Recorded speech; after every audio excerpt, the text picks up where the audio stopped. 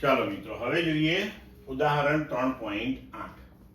સમક્ષિતિજ સાથે 30 ડિગ્રીના ખૂણે એક ક્રિકેટ બોલને 28 મીટર પર સેકન્ડના વેગથી ફેંકવામાં આવે છે.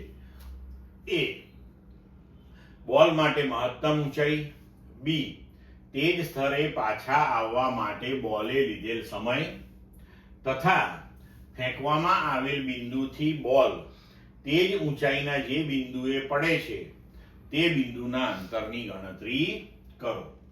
તો જુઓ, અહીંયા આપણને સમક્ષિતિજ સાથે 30 ડિગ્રીના ખૂણે એટલે કે આપણને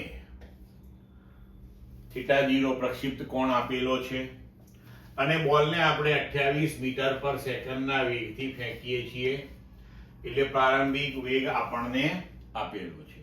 બરોબર. આપણે મહત્તમ ઊંચાઈ શોધવાની છે. બી તે જ સ્તરે પાછા આવવા માટે બોલે લીધેલો સમય એટલે કે એનો ઉડ્ડયન સમય શોધવાનો છે અને ફેંકવામાં આવેલ બિંદુથી બોલ તે જ ઊંચાઈના જે બિંદુએ પડે છે તે બિંદુનું અંતર એટલે કે અવધિ ગણવાની છે. તો આ બધાયના આપણી પાસે તૈયાર સમીકરણો છે.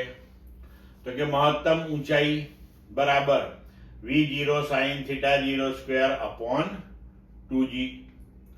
મૂલ્યો મૂકી દઈએ.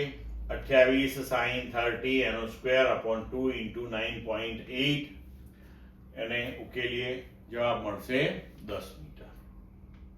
ઉડ્ડયન સમય એટલે કે તે જ સ્તર પર પાછા આવવા માટે લાગતો સમય, તો tf બરાબર 2v0 sin θ0 by g.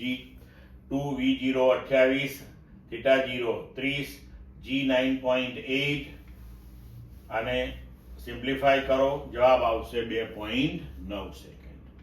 હવે સી, તો ફેંકવામાં આવેલ બિંદુથી બોલ તે જ ઊંચાઈના જે બિંદુએ પડે છે તેનું અંતર એટલે કે અવધિ r.